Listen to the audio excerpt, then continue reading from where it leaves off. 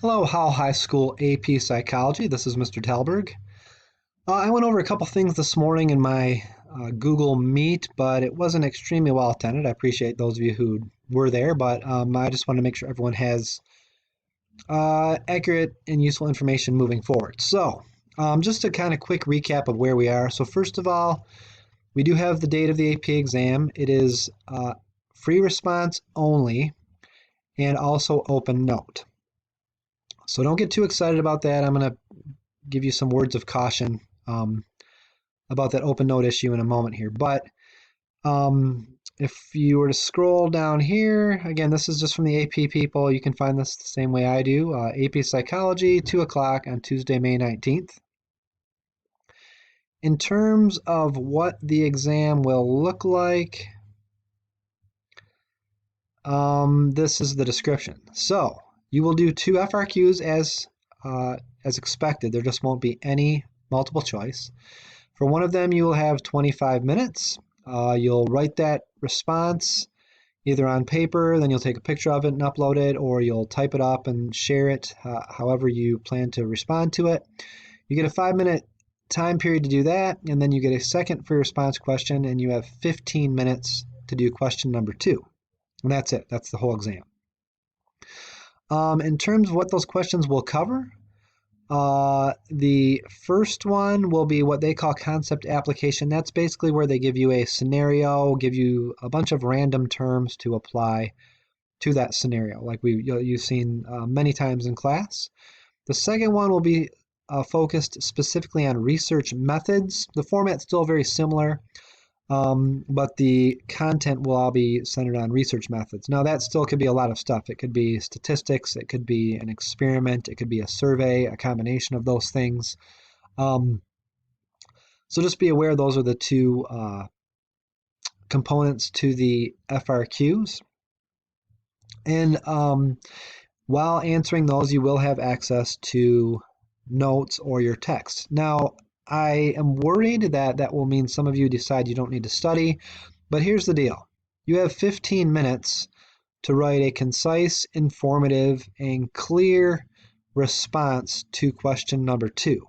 So if you think that you can,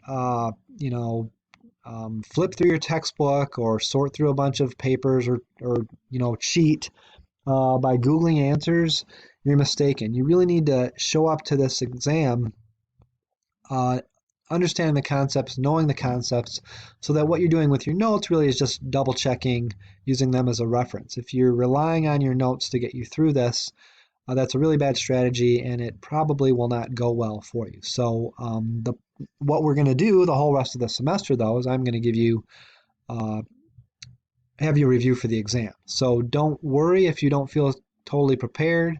I'm going to work to make sure you are fully prepared for the exam when you take it on the 19th.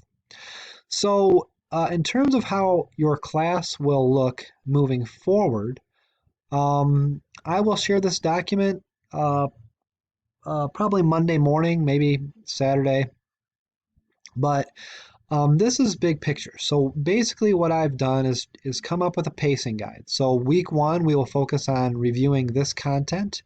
Week 2, we'll focus on reviewing this content.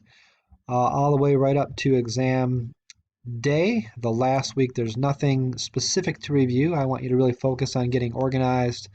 I'm going to have you prepare your own study guide, so you'll be finalizing that, doing practice FRQs, whatever you need to do as an individual to feel fully prepared at 2 o'clock on the 19th. So that's kind of what the semester will look like. It's basically just review that I'm going to pace for you. Now, what each week will look like is right here, what I call my unit roadmap. So what I will do is on Monday, I will say, all right, here's your roadmap. It will involve an exploration. Exploration is just the content. So that will be the crash courses that go with that specific content. It will be the AP reviews that they've been publishing that go with that content. It will be 5 steps to a 5. So whatever content is out there, I will give you direct access to. And then you will choose which of those videos you watch or things you read. You won't need to do all of it. You'll have a lot of options and choices when we get there. Then what you do is create something that will, in your case, probably be an FRQ, in most cases an abbreviated FRQ or just one part of an FRQ. We'll do some sharing, so I might publish an old FRQ response and ask you what you think the respondent did well or didn't do well, so you can kind of get a sense and evaluate yourselves as we go. The evaluation is not a test. The evaluation is I will give you a Google form. It will be like a checkoff. So it'll say yes or no. Did you do the content exploration? And you'll say yes. Did you do your FRQ practice? You'll say yes. Did you share your thoughts in the Google discussion room? Yes, and that's it. So that's how you'll be graded. Basically, the grade will be a completion grade. If you complete all four of these units plus your study guide, essentially you will get 100 for the remainder of the semester. So if you currently have a 4-point in AP Psych, you'll get to have that 4-point in AP Psych. If you have a lower grade than that, it will help to bring your grade up.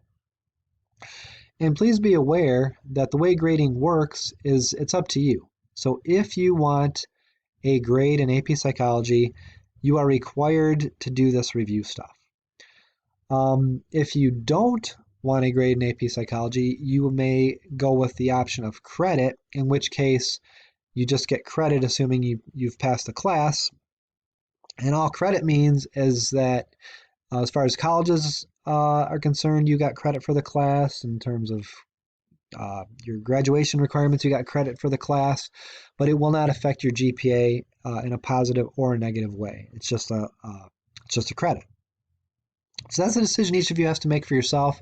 If you're taking the AP exam, I strongly encourage you to get the grade, because everything I'm going to ask you to do is meant to directly enhance your chances of doing well on the AP exam, and it won't be overwhelming. It's manageable. So I really encourage you to go for the grade in the class rather than just credit. So again, that stuff will start to show up Monday in the AP Google Classroom, AP Psych Google Classroom. So it'll make a little bit more sense, I think, when you see it. If you have questions, if anything doesn't make sense, please send me an email. This is all new. I haven't taught this way before. So if I'm unclear or you think something isn't going to work, or maybe some other teacher's doing something, you're like, this really works, I would love to hear those questions, concerns, or those success stories that you've found in other classes since we've gone remote. So in terms of what you'll study, the crash courses and the videos and stuff, but I also, in terms of what you will use for notes on the AP exam, I have created for you what's called the Crash Course Study Guide for AP Psychology. Now, I took this from a different teacher, and then I edited it based on just some things I wanted to emphasize or that were missing. And then, of course, I edited it. That's not easy to say. I made edits based on the fact that you are not going to be tested over psychological disorders or social psych. So the way this works is it's organized by the AP unit. So Unit 1, Scientific Foundations of Psychology. I looked through what was already here. I looked through the College Board standards and guidelines, and then I cross-referenced what we have here. So this really, in many ways, is kind of the everything you need to know to pass the AP exam. Now, notice it is 22 pages long. But remember, this is outline format. There's lots and lots of blank space in an outline. If I were to make this text, it probably would be more like 4 or 5 pages. And this is what you are going to work through or on, at least as one of your options. So what I'm going to encourage you to do is do with this outline what you've done with vocab all year long. I want you to go through and rate it. Like, do I know this stuff well enough to teach someone else? Is this completely a mystery to me? Like, I want you to go through this just like you have gone through your vocab list throughout the year. come up with a connection or an example. That way, when you're taking the AP exam, you won't have to think, what does this really mean? You'll have already thought about it and be able to jot down your responses coherently and quickly in that setting. So I'll get to more of those directions next week when I put them in there. But just be aware, I have kind of put the whole course down in outline format for you, and I'll be sharing this with you in the near future. Let's see, what else? I think that's where we need to be at this point. So, again, please plan to study and prepare carefully. The AP psychology exam has traditionally been very fair, and what that means is if you go in prepared and having studied, you'll do well. If not, you probably won't. So I'm going to put you in or do my best to put you in a really good position to be prepared. But ultimately, a lot of that work and responsibility comes down to you. If you do these things that I'm going to ask you to do over the next 5 weeks, you will have done what you should have done to be ready for the AP exam. So if you have questions or anything, please let me know, and I will do my best to make things as clear and manageable as possible. All right, I'll be in touch.